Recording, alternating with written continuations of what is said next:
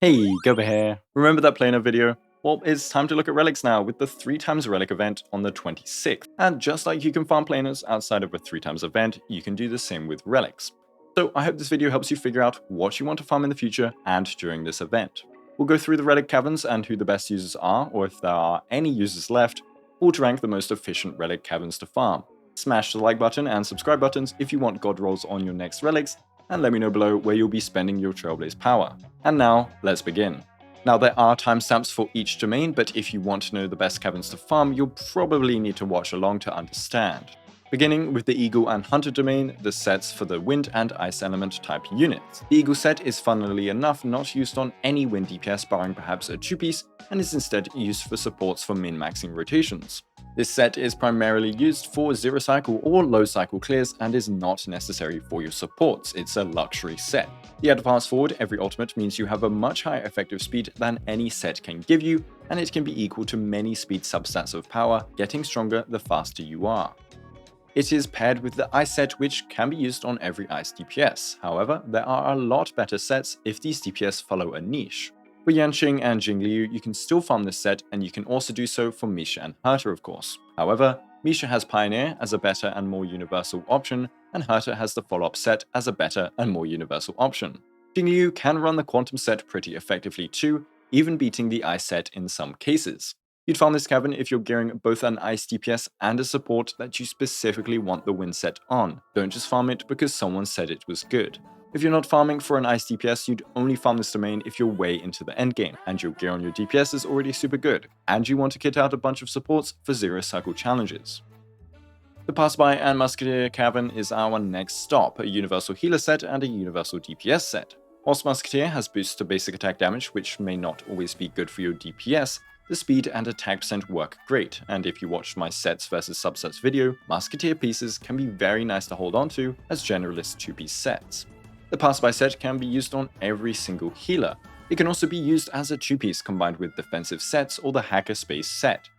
The 4-piece skill point can also be useful for certain early rotations, so you can equip them on non-healers, but I've never needed it in my experience.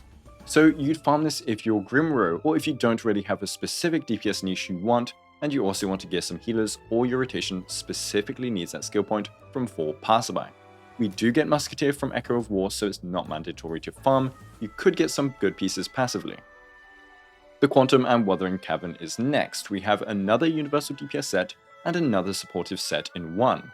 The Quantum set is interesting as it doesn't give any universal benefit on the 2-piece, but the 4-piece can be very strong and universal. And on Quantum DPS it is pretty insane. You don't need to be Quantum to activate this though. You get 10% def ignore against every enemy, and 20% versus Quantum weak ones. The 10% def ignore is weaker than 2-piece sets, even with a Pallid Def Shred on top, and you really need that Quantum weakness for it to be top tier. Nonetheless, if the subs are cracked, you can put the set on literally everyone, and it will still perform nicely. It can also be used on break DPS because break damage scales on def reduction too. The Wuthering set 4-piece is pretty whacked and doesn't come into play often. The 2-piece, however, is the best 2-piece for being tanky. It is much stronger than 2 HP percent or 2 def percent if you don't need the scaling. It's just how damage reduction works. So having a bunch farmed from the Quantum set farming is nice for gearing supports with the 2-piece. You'd farm this cavern just like the Musketeer one. You want universal DPS options and universal support options. Or you're specifically gearing a Quantum DPS, all which are strong and popular. The Hackerspace and Longevous sets are next up. This isn't in any specific order by the way, I'm just kinda going with what I like. Hackerspace is an incredibly good 2-piece to farm for supports as it straight up gives you 2 to 3 substats worth of speed. Even for DPS that you don't want to farm a 4-piece for, 2 Hacker is just as strong as like a 2 Musketeer set for example, since speed can be valuable if you're aiming for that 134 breakpoint on them. The 4-piece Hackerspace is pretty negligible and only comes into play if you plan for it. It can even mess up rotations, so don't worry about not having a 4-piece, especially since the other 2-piece in this cavern can be excellent. Onto that now. Longevous is a supportive defensive 2-piece. Unlike Wuthering's damage reduction though, this can be beneficial for scalings. For example, healers that scale on HP percent. They would get more benefit from Passerby, but going to this cavern means you can gear them with speed and HP in one farm, rather than splitting your resources. The 4-piece Longevous is best for Blade and are nearly equal to the other best in slots on Clara and Arlen in strength, so cracked subsets will make them better. Farm these sets for sure if you need your supports geared. There's nothing better for them that is as universal and efficient as this cavern. Blade means have an excellent home here to stay too. Going from super universal to not very universal now, the Champion and Thief sets. The Champion set is our physical DPS one. Argenti will probably get an ultimate focus set later, Clara can just use 2-piece with 2-piece follow-up or 4 Longevous, physical MC isn't really used, and Sushang might just want to go full break when the break meta Hoyo has been hinting at comes. The 4-piece is best in slot on pure physical DPS, but not by enough that 2-piece combos aren't just nicer to farm. The Thief set is used on any break DPS, but going for a full 4-piece isn't strictly necessary, with the Watchmaker set being around now. The energy can be used in certain cases like Break Silver Wolf, but otherwise it is rarely coming into play. That energy can be used effectively in pure fiction on AoE DPS for ult spamming, since they will be breaking a ton though, so that can be an option. You also get this set from Echo of War, so you won't really need to farm it outside of God pieces. You'd farm this set if you want to build break DPS or physical DPS or some weird pure fiction build. Conveniently, physical is one of the strongest break elements, so you can farm for hybrid crit break sets or just crit sets in general, since Sushang for example can use either one. Now the Knight and Thunder sets, which sounds pretty cool, are a bit of a pain. The Knight set is best in slot for any shielder if you want those shields to be strong, which is the case for every shielder. The only case it isn't is Aventurine when going for more offensive stats, but in that case you'd still ideally get a 2-piece if not on 4 Pioneer. The Thunder set has been replaced for every lightning DPS barring Arlen, and even then Longevous works just as well. Serval and Acheron opt for Pioneer, Jing Yuan Duke, and Kafka Prisoner. It's a bit unfortunate. You'd farm this set for a shielder, ideally getting out of there as soon as possible. The Thunder set can still be used as a fine backup for all lightning DPS, it's still pretty strong, but then you run the opposite problem of getting Knight pieces after your shielder is already built. The Duke and Prisoner Cavern is where I spend most of my time these days. The Duke 4-piece is just best in slot for every follow-up unit except Dr. Ratio and Clara due to their low hit follow-up attacks. However, 2-piece Duke is still very strong and can be used on them nonetheless. The 4-piece gives you the stacking attack percent before your hit does any damage, and it gives stacks based on hits and enemies hit. So that multi-hit Himiko follow-up hitting multiple enemies is going to max it out very fast. Then your whole kit gets boosts from there on out, it's amazing.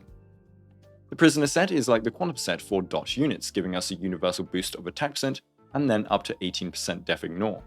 It isn't mandatory to bring 3 dot units to max this out, as break dots count, and you should not use it on non-dot units unless you're sure to cap out the def ignore, since 6 to 12% def ignore isn't very strong. As for the 2-piece, it is very universal and very lovely. Farm this cavern immediately if you're building follow-up units. If you have dot units on top, enjoy making this place your home for the whole year. Even without dot units, that 2-piece is great to have around. I have a bunch of DPS geared with 2-piece Prisoner. Now we go from a banger cavern to the saddest cavern to exist. We are now looking at the Fire and Imaginary sets. There's not much really to say. The Fire 4-piece is not best on any Fire DPS, and even before these newer sets, you would never farm for a 4-piece anyway. That's because the 4-piece just sucks, but also because Imaginary DPS were quite scarce, we only had Welt. 2-piece Fire can still be used if you have it, but I'd rather farm the universal damage percent 2-piece with Pioneer. As for the Imaginary set, Welt, Lune, and Ratio can all use 2 pieces, and Welt specifically can use the 4-piece very well. For the 2 other hot men, they have problem with its consistency. Dr. Ratio can instead opt for Pioneer, and Lune for Musketeer. I wouldn't farm this world. Now last but not least are the Pioneer and Watchmaker sets, and if you've counted how many times I've said sets, oh, there's another one, then congratulations. The Pioneer 4-piece is very universally strong, but just like the Quantum set, you have a catch, and here it is needing debuffs. Without them, this is a pretty but useless decoration. And just like the Quantum set has additional buffs with an extra condition, this does too. If you can apply a debuff from your kit or light cone and you max out the debuff count, then you are getting the strongest set in the game. Crit units with debuffs are units like Wind Dan Heng, Hook, Serval, Aventurine with his signature or trend, or someone like Acheron. This set is really good, and the 2-piece is very nice too, only requiring a debuff and giving a universal damage percent rather than an element specific one. Now, Watchmaker is pretty dead, unfortunately, right now at least. I do consider it nice to use on supports if you don't have hacker pieces because, well, a 1.3 times boost to break damage is still a 1.3 times boost. May can already use it provided she has 160% break effect out of combat, and that further synergizes with her break boosting kit. If you have a break DPS in your team, they'd enjoy this buff, specifically Shui Yi, who gets 2 benefits from break effect. And since we have no specific user outside of May, I can see them building units that want this set later down the line. The 2-piece can also be used with Thief or as a replacement to Thief. You'll find this set if you have a debuffing DPS that also pairs with debuffer allies. These are more common than you'd think. Breaks count too, and some harmonies have debuffs, so it's not too bad if you're not always maximizing it. You can farm for more generalist sets, but if you want to min-max say your Acheron, then this set is for you. Ideally, you don't get too many Watchmaker pieces, but the 2-piece can be used on break DPS or break scaling units. So in terms of universality, I hope that's a word, I did the same thing with the planars and attributed sets to all units, using calculations from myself and TC friends I know are reliable. And all this information will be public in the future, it's all going to be in a nice project, so don't worry. The most universal set to farm based on these statistics is the Longevous Hackerspace, but only because it can gear every single support with an OK 4-piece or 2 nice 2-piece combos. If you need DPS gearing, unless it's Blade Clara Arlan, then go for something else. Pioneer Watchmaker actually comes up just behind because of the 2-piece being so universal. The 4-piece Pioneer is also like Quantum Set, where it can be used on many DPS with a condition. Watchmaker is a final option for every support with an ally boosting ultimate, so it got some extra points. Quantum Wuthering is on par with it for the same reasons. Quantum Set you can whack on anyone, and it will work somewhat and can be OP versus Quantum weak. And Wuthering is universally strong for supports as a 2-piece. Then you have Duke Prisoner, since we have so many DPS that can use these 2 sets. Even if the previous sets can gear more units, these 2 are so good on their respective DPS that I'd prioritize this. Remember the difference between universal and efficient farming, and farming what you actually need. Then you have Passerby Musketeer for the universal DPS set and the healer set. Then we have Night Lightning, since Night is for every shielder, can be used as a defensive 2-piece, and Lightning is still a nice option for every Lightning DPS as a backup. Physical Thief is after, since Thief is great for break, and since physical DPS still uses as their best in slot until we get other options. Then we have Ice and Wind. I did include Wind on supports that use it as their best in slot for min-maxing. Ice again is still fine for every Ice DPS. And finally, Fire and Imaginary, and we know why. So I hope that helps any farmers in the future, present or past. Come back to this video if you need any additional insights in the future, because I'll still be here trapped in this video box until YouTube dies. Thanks to my amazing YouTube members, thanks for watching, and have a Guoba day.